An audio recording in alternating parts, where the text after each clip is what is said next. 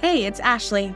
And Patty, and we are your co-hosts for the Phoenix Forte podcast. Join us to connect to healing and joy after divorce by chatting with phenomenal guests, fearlessly confronting hot topics, and feeling the spirit with our mic drop moments. So jump into the flames, rise from the ashes, and be strong and loud as you hang out with us here at Phoenix Forte. Okay, welcome Phoenix Forte listeners. We are just so excited for today's episode yet again, and I am beyond pumped to introduce our guest today. I'm going to introduce her, and then I will let her introduce herself. Our guest is someone that I truly, absolutely admire with all my heart. She has greatly impacted my personal journey. And she has taught me to love myself, to love my body, and so much valuable information around divorce and dating and just so much more. She is a powerful, bold, loving servant of the Lord who helps so many. Ashley and I are honored to have the Amie Woolsey on today's podcast. Welcome, Amie. Well, thank you very much. That was very nice. Yeah, my name is Amie Woolsey, and I am a certified life coach, and I am a proud ABSETS trainee. I'm really, really excited to be involved in that organization and doing some pretty incredible things. And I love what I do. I work with women specifically who have experienced betrayal trauma. I work a lot with women who are navigating divorce. One of my specialties and passions is also helping women whose story of betrayal also includes significant abuse and destructive behaviors in their relationships. I have found, unfortunately, there's just not enough clinicians and therapists and people who are trained to have a keen eye around that very important piece that gets overlooked, a lot of that covert abuse. So that's something that I also continue to do, as many trainings and gathering information to help women as well in that area. So, Amazing. Yeah. Yes. So I love what I do. And we love that you do it Yes. so much. I think what you said about that piece getting overlooked is so true. How many times do I, and probably both of you as well in your coaching, but have a client walk into the room who's like, I have this trauma from a previous coach or therapist or someone that didn't have any idea what they were talking about. And so I love that you include that in your introduction of who you are and what you specialize in. I think it's so important and so amazing and so needed right now. Yeah, very much so. Thank you. Yay. Okay. So the topic we wanted to kind of stick with today was just like how to kind of navigate through the holiday that's coming up in February, Valentine's Day, and what that's kind of like, and how to maybe be your best Valentine's date for yourself, and what it's like to kind of navigate through that being newly divorced or divorced in general, for men and for women, just, kind of how to get through that. So we kind of had some listener submitted questions that we kind of wanted to ask, and I'll be able to kind of discuss and talk about. So I guess we'll jump right into that. Yeah. So, okay. How do we navigate through like all the hard feelings that can come with Valentine's Day? Like even the anticipation of the day coming, experiencing that being like brand newly divorced or just divorced in general. Yeah. Well, first of all, I just want to hold space for all of you listeners who hear just Valentine's Day, and can we just throw up in our mouths together? Bless. Yes, please. Like, let's just hold space for that, because honestly, I think that, not even to get super sidetracked, but just how frustrating I get around the world's emphasis and focus and meaning and pressure and all that, just like the world in general, what you hear on social media around what this day is supposed to be about and look like. Just bleh. And honestly, like, I never really liked this holiday. Even when I was married, and I'm married again, and I still, like, we kind of made our own rules and decided to think what we want about this holiday, just for the simple fact that I'm a born rebellion. And I just am like, oh, the world says you have to, it has to look like this on this day. And I'm like, let's see. Let's see if I can do the opposite. So anyways, I think that recognizing that first and foremost when we're talking about this day is that these are just people's thoughts that have been created and emphasized and added to decades, decades, about what this day should mean, should look like, and should mean to you. And I just want to start right off with, because when we're talking about emotions, emotions are created by our thoughts. And so I think starting right there is recognizing what your brain is making this day mean and what thoughts you're giving attention to, even subconsciously, about this day. And I think just starting with that, honestly, like write Valentine's on top of your paper and then just dump it out. Like, what is your brain telling you about this day? That. And then what is your brain telling you about yourself about this day? Like, you don't have one, so you suck. I mean, just whatever comes up. And that right there is going to give you the answer to this question from your listener of how do I navigate these hard feelings? First, let's just see where they're coming from and why you have these hard feelings. And then of course I can go into, the word hard in front of feelings, and let's, get more curious about that. But that's where I would say start is let's see what your brain's telling you about this day. Yes. Yeah. I love that. And I love that you brought that up. I love the just like writing it all, like just putting it at the top of the paper and then just like get it all out and just like approaching that from a place of curiosity versus a place of judgment, judging where you're at, but just getting curious about it. Like, there's not any certain way that you should or shouldn't. Just write it out and just get curious about it without any judgment on that. We gain so much power when we know more about ourselves, right? When we understand what's going on. And sometimes it takes a physical act of writing it out or speaking it out for a verbal process and just what is actually happening so that we understand who we are and then we get our power back around even something like Valentine's Day. I love that. Yeah. Self-awareness is the first step. I want those women that I work with to learn how to coach their own brains. And that's step one, is awareness. And so anytime you're wondering how to do something, always go back to awareness. Okay, well, let me just drop into awareness, drop into curiosity. What's really going on? And thought dumps are, I think, my secret sauce, really. Just every day, I got to see what my brain's offering me. And that really helps that awareness piece. Right. Okay, so as we're going through that and even acknowledging where we're at and kind of what our thoughts are and those kinds of things, do you have any tips on, like this is something that I've heard you talk about in the past, Amie, of just like not dwelling in them, but being willing to embrace them, like embrace whatever the feelings and the thoughts and those things that are coming, but not to dwell in them. Do you have any like tips or any ways of how to like kind of navigate through that? Yeah, absolutely. Well, first of all, I think just going back to that question of how do I handle these hard feelings, understanding what emotion really is and its energy in your body. And energy shows up in your body physiologically in different ways, tightening in your chest, nauseous in your stomach, pinching around your heart, like whatever is happening, shoulders clenched.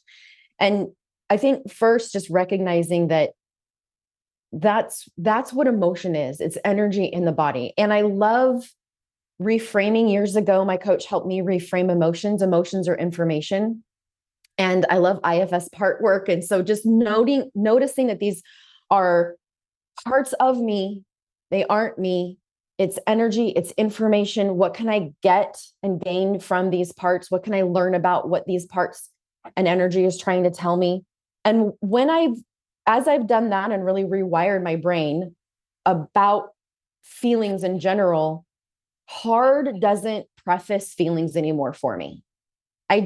These are hard feelings. These are information. These are little parts of me, big parts of me that have a really strong message. and then it's my job to get curious about what that message is, what these parts are trying to tell me about. And then we'll stick with the topic today about Valentine's Day, about my enoughness on this day, about my lovability on this day. What is this part trying to tell me? And look, I think a lot of your listeners and just going to kind of assume either you're in the middle of a really, really hard relationship and the thought of Valentine's Day is just like, yeah, that's not going to happen, or you're navigating divorce or divorce. Either way, you've loved someone. You've loved someone fiercely. And that experience didn't go the way you hoped or wanted. And so this day that the world recognizes as a day to love can bring up a lot of emotions, a lot of parts that have a lot to tell you about how you loved this person, and a lot to tell you about how that didn't work out quite the way you wanted. And so I think welcoming these parts and seeing why they feel like they need to tell you stuff is going to be really, really key here to your emotions, and honoring and grieving how you chose to love someone and didn't get the result you wanted. But I just feel so passionate about that beautiful emotion of love. I think that we're here to practice choosing love. As a worshiper of Christ, that is why I worship him, is because he can choose that perfectly and I can't. And so I'm here to practice choosing that. And I think right now, for a lot of you, it's maybe using this day to honor the love that you did choose for this person in your life. And that's nothing to be ashamed of. And that is nothing to feel embarrassed or weak or less than about. You love beautifully. And part of these relationships that we're celebrating on this day, apparently, is that we're choosing to love another human brain that made choices. So it's not so much like my favorite sticky note is the capital word and, capital A, capital N, capital D. It's, I chose to love and grieve that this other human brain didn't choose to love back. I chose to love, and I'm going to honor my love that I get to keep and own. And I get to love myself and practice loving myself. And like, I just love that word. Yes. Yes. It really takes you out of the either or black and white kind of thinking that can attribute to the hard emotions. Yeah. Yeah. I really like that. It's like, and for whatever reason, what came up for me as you were talking was that with the and word was like, you had said before, like you chose to love someone fiercely. And what came up to me was like, and I get to now love myself fiercely. I know how capable I was. And now I have learned that I can actually use all that love that I can love so fiercely, and I can love myself. You saw put all that love towards me. And especially, that's right. That's what I'm saying. It's like, yes, I am capable of loving someone fiercely, including myself. Including me. Yes. Yes. Yes. You talk about feelings as parts. I always say feelings are our friends, and that you can call them into the room. And when we're going through these really hard things and we've got a really loud friend in the room, sometimes we think that other friends aren't allowed. Other friends can't come be in the room with me. And so I love what you're saying about the and how it's possible. Yep, I have this really loud grieving friend right now, and they're here to tell me about all of these hard, painful things that I didn't wish upon myself. But I can also call in more friends. And my friend love can come in, and my friend peace can come in, and my friend sorrow can come in, whatever, that it's possible to have so many more parts at the same time. It's not just singular. Right. Exactly. So cool. Okay, this was a listener submitted, and this I can imagine being an extremely difficult place to be. And so this is like a very I guess, I don't know, sensitive question, but do you have like any thoughts or advice for women who are newly divorced and their ex-partner is with a new partner or with an affair partner spending Valentine's Day, putting it out there for the world to see, and kind of just I can imagine that is really difficult circumstances to be sitting in. during this time. So yeah, I just wondered if you had any words of wisdom for them or any words of comfort or just anything like that. Yeah, How for to sure. separate ourselves. That is so hard. And yeah, I want to give a virtual hug to those listeners who are experiencing that right now. And so many things to say about this one. I think kind of what I was saying before also, I just want to reiterate, like, it hurts because you loved someone by choice. You chose to love someone. And I'll say a lot of the women that I think, we work with, a lot of the women love to the point of self-depletion, self-sacrifice, where we lose ourselves in that love. And there's a lot of unhealthy there. And we'll talk about that later. But I think honoring that this feels painful because that part of you is like, you loved this person for how many, okay, really quick story. And I don't think it necessarily was around Valentine's Day, but what's coming up for me with this question is when not long after my divorce, I found out my ex was getting married already. And I remember hearing it. He so brilliantly told my children, that, hey, by the way, tomorrow I'm getting married and I know you've never met her and, whatever. We'll talk about that another time. But that's how I heard was over speakerphone and in the next room. And I just was like it literally took the breath out of my body. I remember just feeling like this heavy brick on my chest and kind of had this out of body experience. And later that night, I just sobbed in my closet, like just sobbing. And I remember being very upset with myself at the same time that I was sobbing because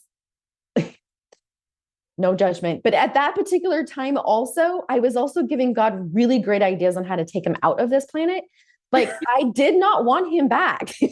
Like I did not like him. I did not love him at that time. And so I was mad that I was upset. Okay. Yeah. But upset and hurt and feeling. So it was this dichotomy of like, what the hell is going on? And I recognized later that night, it was this, because I loved. Because I did have this dream and this envision and this idea of what this was supposed to look like. And so this is my brain doing the should have, supposed to, right? And my body is just like being hijacked by all those emotions. And so when I realized that, it was a beautiful shift to self-compassion and self-love of, this hurts because I loved beautifully, because I loved so freaking awesome. It hurts that he's choosing to love someone else and didn't choose to love me back in the way that I hoped and wanted.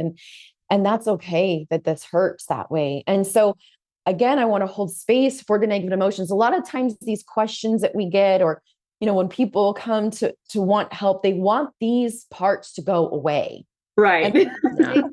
Right. Like if you imagine them all in the room, you're like, you were invited to the party. Why are you here? Do not eat my hors d'oeuvres. I made the hors d'oeuvres for the nice people and you're not nice. So get out. Why are you here? And I think that it's the trick, honestly, like the trick. If you want to know any magic trick, I really feel like this is the magic trick. It's being able to look at those parts that you didn't invite and send an invitation to and say, you know what? It's okay that you're here. There is space, and it might be over in the couch across the room, but there's space for you here. And when you can do that, there's something magic that happens physiologically in the body that shifts and makes room for the love. And that self-love and that self-compassion. And so that again is where I'm always going to start. And when you find yourself fighting that, like if you're listening to this and you're like, nope, you're out with the garbage. Okay, let's find out why. Like that's what you would go to take to your therapist or your coach and say, right. I can't make space for this part on the couch. That's where we have to start. So, and then I would add to that a big, like, manage your triggers. Get off social media.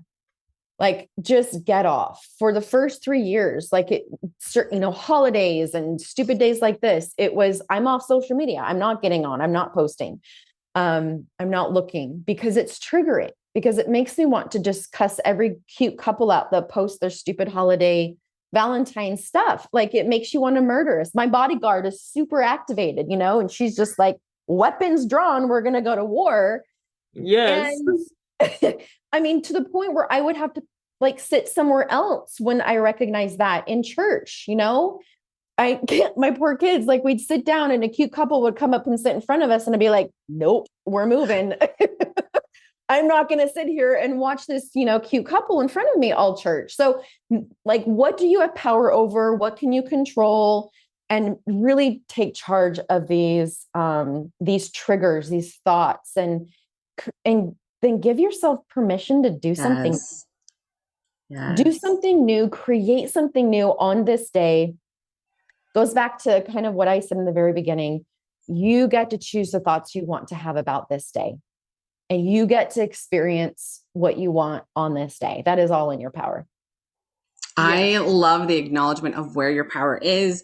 I love the permission that you gave yourself of, you know what? I recognize that this is something that's hard for me, and that's okay. So what can I do about it? Rather than, this shouldn't be hard. I have to sit right here behind these people and feel really bad the entire time because it will be too embarrassing if I stand up and walk out, because this shouldn't be hard. Right? Just the acknowledgement that this is where I'm at. This is what part's talking really loud to me right now. This is what I can do to help myself have a better experience in whatever it is, whether it's sitting at church or on Valentine's Day, right? That as we're approaching this thing that we know could easily have so many triggers, and there could easily be so many things out of our control. What are the spaces where we get to take control and we can have a good time? What do you personally do approaching something that's difficult, and specifically Valentine's Day? How did you handle your personal ones as you started digging into healing?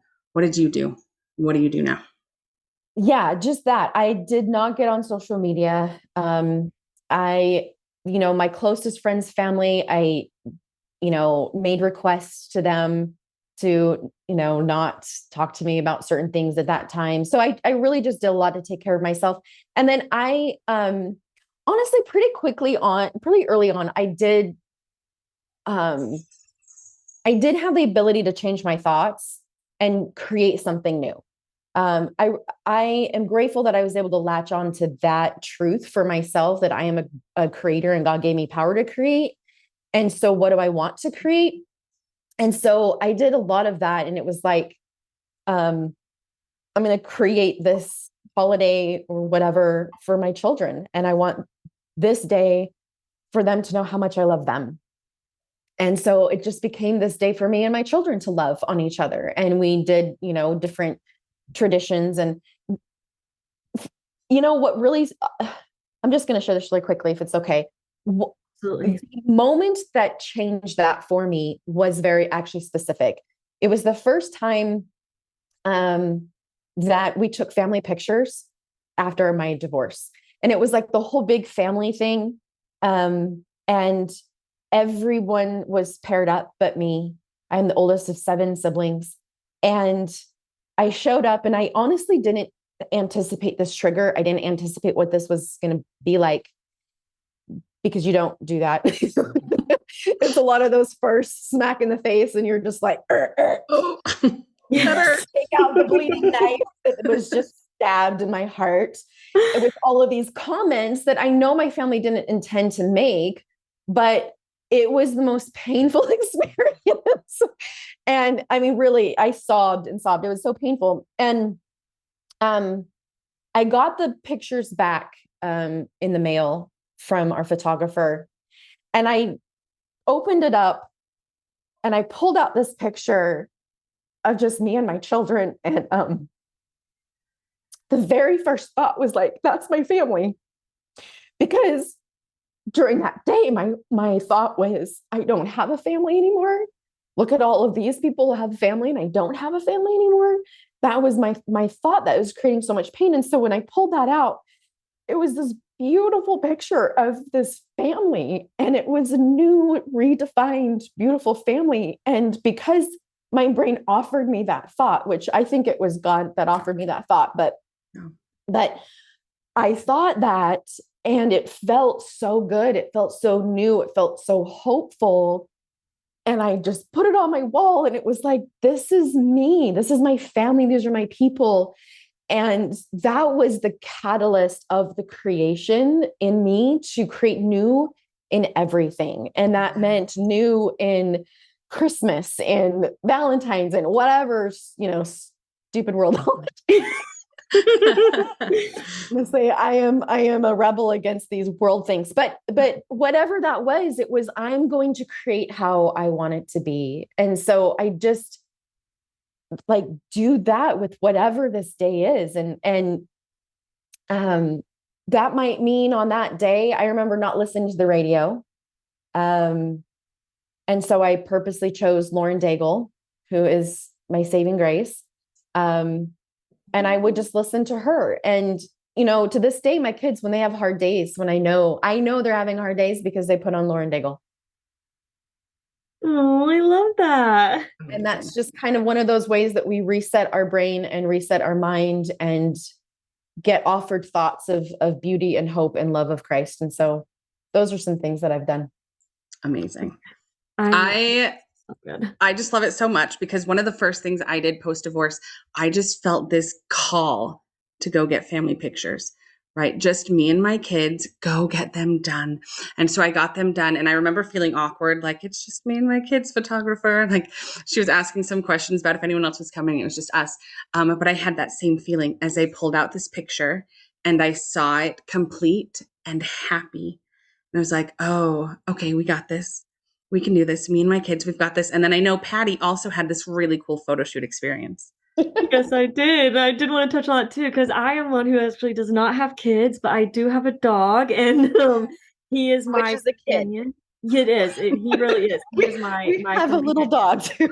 and he has been such a help to me, such a companion. I love him so much. And we had pictures done. We got pictures done, and I even had this little sign that I had right beside me and Rocky, actually, in our picture, and it says, "And they lived happily ever after." Just me and him. It has a little paw print at the bottom of it, and I had such a similar feeling, even though, of course, yours I feel like is so much more special because it has your kids in it and all things. But no, I did it's not that like similar feeling of like, this is my family. This is my family. Me and Rocky, we are family, and I love my family. I love it so much. And those pictures really were, it was such an empowering and loving and beautiful experience, where maybe I would have approached it and thought that it would be a more painful one, or it would not bring those up for me, but it did. It was such an empowering thing for me. That's definitely a great recommendation. Okay, before we move into a different segment, I did want to ask you, okay, you have a gift at reframing and coming up with really empowering thoughts. Like, for example, some maybe natural, but not so empowering thoughts would be, I suck because I'm alone and it's Valentine's Day. Valentine's Day is the worst day ever. I'm going to be alone and sad forever. Things like that. What are some like empowering thoughts we can step into this day with, Amie, that like, no, excuse my language, listeners, I am a badass. I'm a badass woman, and I'm doing Valentine's Day. And yeah, you're right. I am doing it alone, because that's all I need is me. And I'm good with that. Like, what are some examples of some good empowering thoughts, Amie? Because you have a gift at this. And Ashley, I'd love to hear if you have anything to add to this for sure.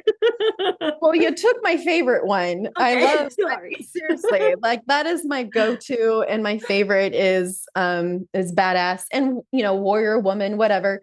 Yes. I do. I love reframing and telling yourself, but look, sometimes that's going to feel like you're like the fake it till you make it kind of a thing, And I do believe that there's some level of, to that in order to rewire the brain. But I'm thinking like everyone's in so many different places. So I think just starting with what feels comfortable here's what's coming to my mind. It's like when I help clients who are trying to change the way that they look at their body, and they're like, they show up and they're like, I want to love my body. Well, where are you at right now? My body freaking sucks. Okay.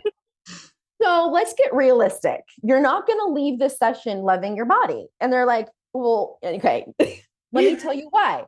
We have to take steps. And so I think just acknowledging that, if you're like, I freaking hate Valentine's Day, you're not going to leave this episode, or even in a couple of days, maybe even this year, I love Valentine's Day and I love me.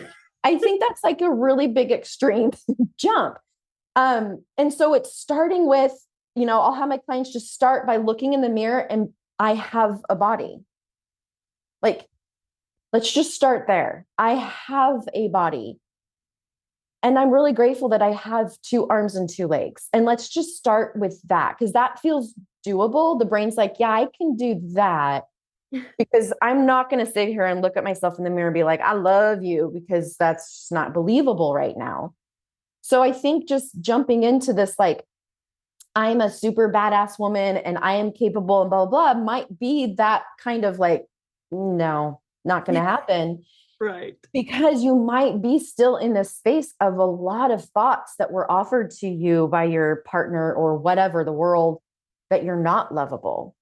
And so starting with something that is a little believable and a little uncomfortable would mean you're starting right. Maybe that's, I choose me this year. This year, I choose me. And if I choose me, what does me want to do today? If I choose me, where does me want to go out to eat? Or where does me want to order in? Because I'm not going to go out to eat, because that's too scary. Like what? But if you're framing it, but I choose me today, that is a little bit of empowerment and not so much of the scary, I'm invincible warrior woman, but it's not going to happen this year. Does that make sense? Yes. Definitely. It makes sense. And I love that I choose me. I choose me. Yeah. I choose me. And I don't know why, but this idea just keeps coming up. So I'm just going to share it because it just keeps going to my brain. But something that somebody actually gave me an idea about was, I think it was actually my sister in arms. And she gave me the idea to write on eggs. So like, even if I was at a place, and I think it was actually, I want to think back, that actually she gave me this idea for Valentine's Day, which is kind of funny, but to like write all of those, like the difficult thoughts or maybe uncomfortable thoughts or whatever may come up for me, and just like writing it out on eggs with a Sharpie. And even if it's I hate Valentine's Day and Valentine's Day sucks or whatever it may be, and going somewhere where you can just chuck those eggs and just let them crack and let them splatter.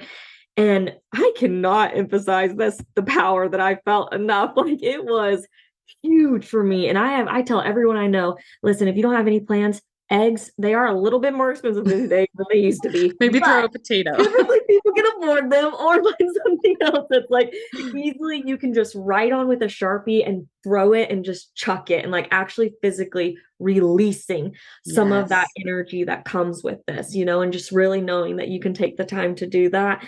And I love too that you brought up to stay off social media. That's huge. And that's such a protection mechanism too, just like to protect yourself from all of the world's thoughts and desires and expectations of you, and what everything should look like. Just blocking that out is such a help.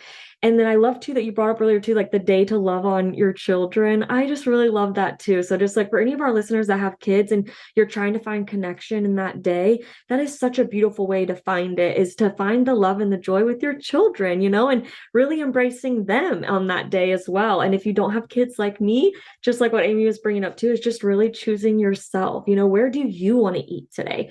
What do you want to do for today? What does Valentine's Day look like for you? What do you want to experience? And really making it about that. So yeah, I wondered, Ashley, do you have anything else to add to that, or any ideas of how to celebrate that would be fun? I think you guys have set it all up beautifully, choosing me and figuring out what I actually want. And if I actually want to just sleep, that's okay. I can celebrate that way. I grew up in a family that was like, whatever, Valentine's Day, maybe my parents remember to get me a potted plant. I don't know. But I personally am all about holidays. I think I might be exact opposite of Amie. Like I value spontaneity. I value doing things out of the box, but my brain is task oriented. So if I don't have specific days built into the calendar where it's time for me to do something, then I don't do it because I never get around to doing this thing.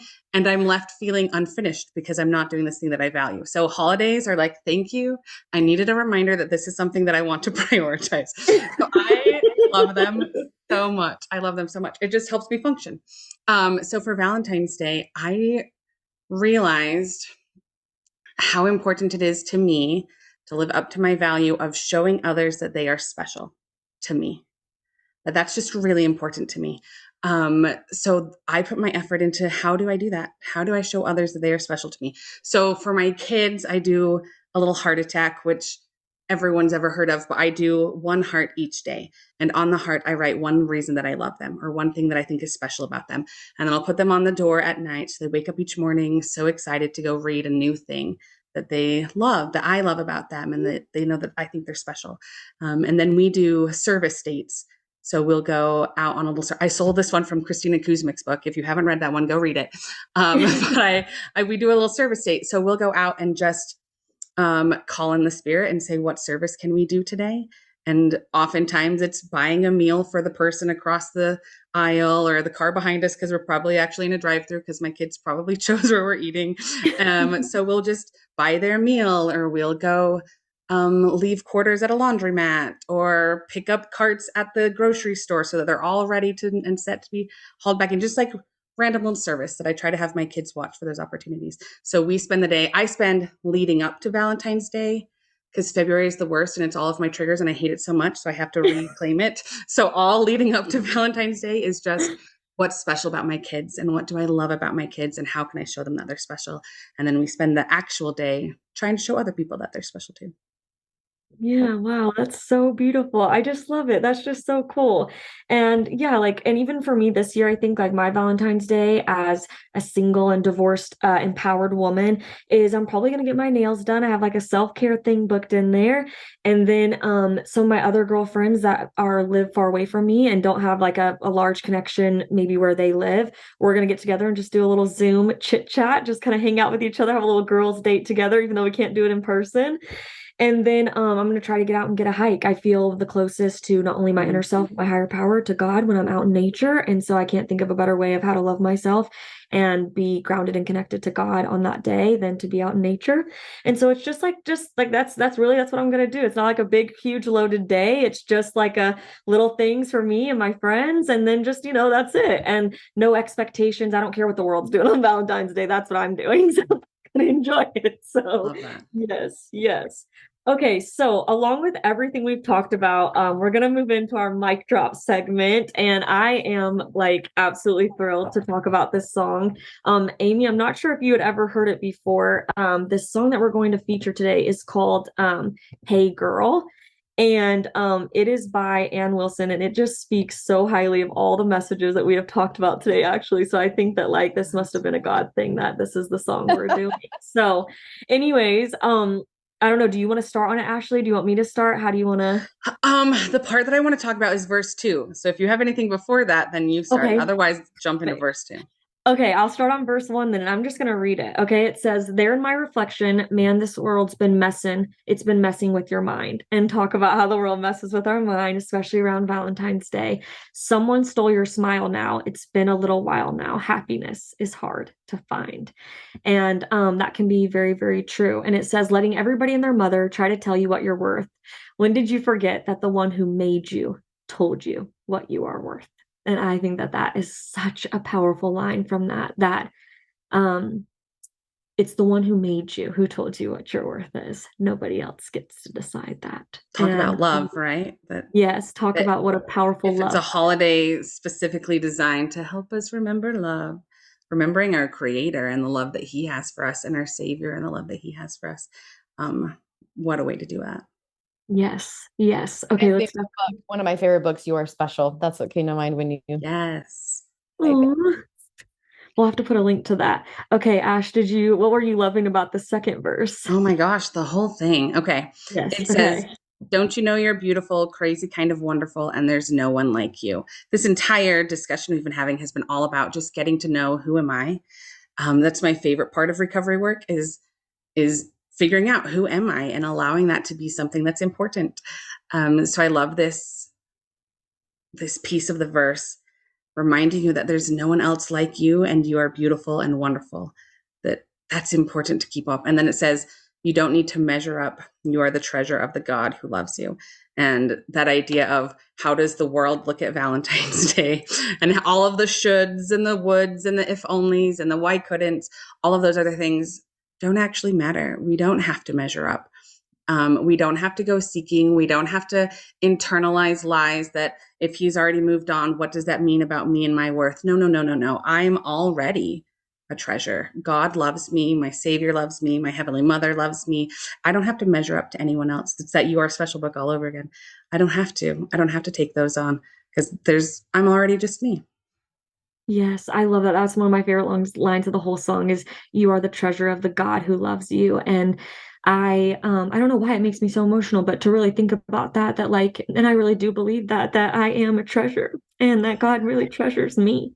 And that's just a very, very empowering and like loving feeling I get as I listen to this song when she says that, that you are the treasure of the God who loves you. And I definitely want each and every one of our listeners to know that that is 100% the truth, that you are 100% that. And I love how after that she moves into, instead of letting everybody and their mother try to tell you what you're worth, she says, no more letting everybody and their mother try to tell you what you are worth. And okay, I was trying to think about to go into the last one. What does it say? Okay, it says on here that hang on, I wrote it down. Oh, okay. And this is something, Amie, that this part always reminds me of you. Okay, it says, I'm glad we had this talk now. Think we said it all now, but here's a little last advice. Live free, walk in victory, and repeat after me. And Amie, I feel like you are so strong and have taught so many people that I know, along with myself, that we chose divorce and we're going to choose empowered in that, and that we chose healthy and we chose a life that we know we deserve, and to just live free and walk in the victory of that is a hard and courageous and choice to be proud of, nothing to be ashamed of. And so even when I've always heard this song, I always go back to that as soon as I hear that song, to live free and walk in victory. I'm like, yeah, that's right, I chose this and I chose this proudly. So anyways, the song is a very powerful song. I will just say what the chorus is really quick, since we kind of skipped over it, just so that everybody can kind of hear what it is. But it says, I am a blood-bought, battle-fought, all my shame long gone, made new child of the King. I am an amen, testifying, holy water baptized, went down and came up clean. I am a soul been saved by that amazing grace. And no, there ain't no way, girl. Can't take that away, girl. Don't forget you're free. It's who you're made to be. And anyways, it's just so powerful. I can't wait for our listeners to get to hear this. And yeah, it's just a really good song. Did you have any thoughts, Amie, now hearing some of the lyrics on this, or anything you wanted to add? It's just beautiful and empowering, and I love it. Amen. Love it. That's right. Amen. Okay, well, Amie, I would love for you to be able to share how our listeners can find you, how they can access you, how they can get connected to you, what you're doing and your coaching. And I know you have a podcast. Anyways, tell us all the things. We want you to plug each and everything you want to, and you can, all of it. Awesome. Yeah, no, you can reach me at lifecoachingwithamie.com. I have the Choose to Be podcast with Alana Gordon. That one specifically is geared towards women who are navigating betrayal. But then I started the Empowered Divorce podcast, and that's to specifically help women who are navigating divorce, going through it, after it. And that's my passion, right? Is just helping women who made that choice to now start owning it and having an empowered divorce, so that we don't stay victim to the choices of the one we divorce. So that one I love. And what else do I have going on? I don't know. There's always something going on. One of the reasons, I don't know what the timing is on this, but one of the reasons Amie came to our mind when we were thinking Valentine's Day, who do we want to have come on and do this episode, was because of your dating after divorce expertise and the classes that you teach. It's all just incredible. So I don't know if that timing is going to work out, but that class that you offer, I think, is so important. Yeah, I just wrapped up the Dating After Divorce workshop. And I do those fairly often, probably once every quarter. So you can go and get on the interest list for that. And so when the next one starts, I love my Dating After Divorce. Ashley and I both, you know this because you helped me work with this for a little while, but one of my other passions is helping young single adults kind of start them when they're young, right? Yes. To understand a lot of this. And so I also do YSA dating for women 18 to 24, and really helping them understand a lot of these red flags, understanding just what pornography is, how to have a healthy conversation around it over and over and over. So that's something else that I love doing with around just dating and healthy independence. So yeah, I've got my hands in a lot of cookie jars. Yes, lots of ways to connect with Amie, and aren't we so blessed for that? It's and very indicative because you cannot, like, when someone says, "What's your favorite?" Like whatever, I'm like, I don't want to pick. I live my life. I'm like, I'm just going to do all the things and all of them. Yes. And I can personally plug her Dating After Divorce course because I have taken it and it is amazing, and all the different tips. And I took a 12-week class with you, Amie, right after I left my marriage. So before I was even officially divorced yet, but I was out and like living in a different state and all that stuff. And I took that 12-week course on, basically it covered a bunch of different things. Dating After Divorce included values, different things like learning how to love myself and my body again and everything. And anyways, that information that I have learned from your classes is just like invaluable. Like it is so, so valuable. So I thank you for your work, and I thank you for listening to the call I believe that God has put on your life. And we are so grateful that you came to be on our episode today. So thank you so much. Well, you're welcome, ladies. Thank you. You both have a very special space in my heart. So it's good to see you all in chat. Awesome. Thanks so much. Yes. Thank you, Amie. And to Phoenix Forte listeners, remember until next episode that you are not crazy and you're not alone. See you then. Thanks for listening, everyone. We would love to hear from you. Please connect with us on social media at Phoenix Forte Pod, POD. Feel free to send us any questions or comments on Instagram.